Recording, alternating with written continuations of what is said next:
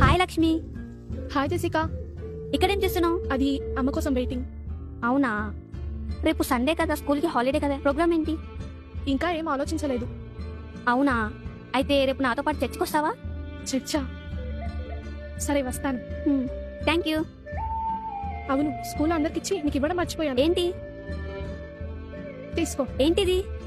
ఇది వెంకటేశ్వర స్వామి ప్రసాదం. వెంకటేశ్వర స్వామి ప్రసాదమా? నాకొద్దు. ఎందుకొద్దు? మేము దేవుడిని నమ్ముకున్నాం. ఇది కూడా దేవుడి ప్రసాదమే. అయినా వద్దు, ఆయన దేవుడు కాదు, సైతాన్. నేను నీ మీద ఉన్న గౌరవంతో రేపు చర్చికి రావడానికి సిద్ధపడ్డాను.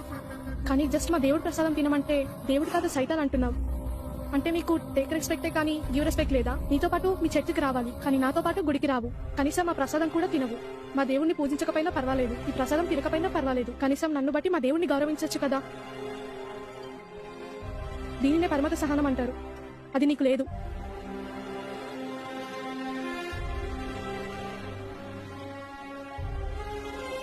ఓయ్, ఒకటి గుర్తు పెట్టుకో, హిందువులంటే ఓర్పు సహనం మౌనంగా ఉంటారనుకుంటున్నావేమో. మేము నిద్రపోతున్న సింహాలం, లేపద్దు. మా ఆత్మగౌరవం ఒక్క పిలుపుతో భారతదేశం దద్దరిల్లిపోతుంది. అదే జై Sriram. Feeling the same cold, my rhymes are lethal, they make your heart roll. I walk through shadows, causing havoc and despair. You can't escape my wrath, I'm everywhere. I've got a smirk on my face, a devilish grin. I'll take you down, and I won't let you win.